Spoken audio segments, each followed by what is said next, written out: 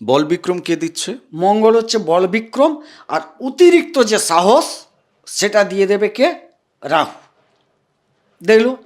এবারে প্রশ্নটা হচ্ছে, তাইলে সিংহের মতো বল বিক্রম বা অতিরিক্ত বল বিক্রম নিয়ে সে প্রত্যেকটা কাজে এগিয়ে যাবে, তার শরীর লগ্ন এগাবে, মনমানসিকতা শক্তপোক্ত হবে।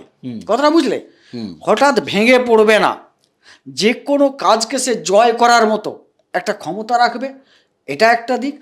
আর বিবিধ প্রাতিষ্ঠানিক ক্ষেত্রে সর্বোচ্চ জায়গাটাকে ধরার জন্য তার মন সবসময় ছটপট করবে। আচ্ছা, মানে পদাধিকারী হওয়ার জন্য তিনি চেষ্টা করবেন, সচেষ্ট হবেন। সচেষ্ট হবেন। আমার বক্তব্য হচ্ছে এই ক্ষেত্রে তিনি যোগ্য ব্যক্তি কি? মানে তার যোগ্যতা থাকা বাঞ্ছনীয় একটা পদাধিকারীর জায়গায় যেতে গেলে।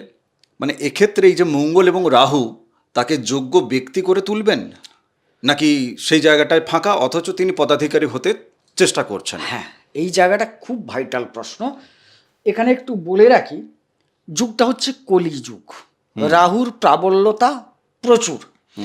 এই জায়গায় উনারা নিজের শক্তি ক্ষমতা যতটা না থাকবে, রাহু যদি একটু তাকে এত যোগাচ্ছে, সবসময় রাহু যোগাচ্ছে, এর ফলে দেখবে মানুষ তাকে কী হিসেবে নেবে জানো? খারাপ অথচ পারছে, খারাপ অথচ পারছে। কখন হবে এটা? না, রাহু যখন খারাপ তারায় বসছে। আবার রাহু যদি মিত্র অতিমিত্র তারায় অবস্থান করে এই যোগটা সংগঠিত করে, না প্রকৃতপক্ষে তিনি পারেন, মানে যোগ্যতা আছে। আছে।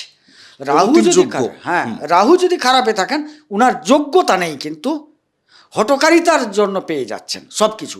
আপনি একটা সমাজে চোখ বোলান, কিছু মানুষ আছেন এই অত্যুক্তি কথাবার্তা, বোম ফাটানো কথাবার্তা, বোম ফাটানো আচরণ, এইসব করে কিন্তু তারা অনেকটা শিখরে বিভিন্ন জায়গায় খারাপ করছেন, অথচ শিখরে বসে আছেন। আবার কিছু ভালো মানুষ প্রকৃত ভালো করে শিখরে যাচ্ছেন। হ্যাঁ, মানে যোগ্যতা নিয়ে যদি যাচ্ছেন তাহলে তো সেটা তার নিজের জন্য এবং সমাজের জন্য শুভকর। হ্যাঁ, কিন্তু তিনি যোগ্যতা নেই অথচ তিনি শিখরে বসে আছেন, যে প্রতিষ্ঠানেই বসে থাকুক না কেন সেই প্রতিষ্ঠানের 12টা বাজবে। হ্যাঁ, এবং ওনার পারিবারিক যে জায়গাটা, সেই জায়গাটাও কিন্তু 12টা বাজবে অবশ্যই। কেন ওনাকে মানুষ নেবে কি করে?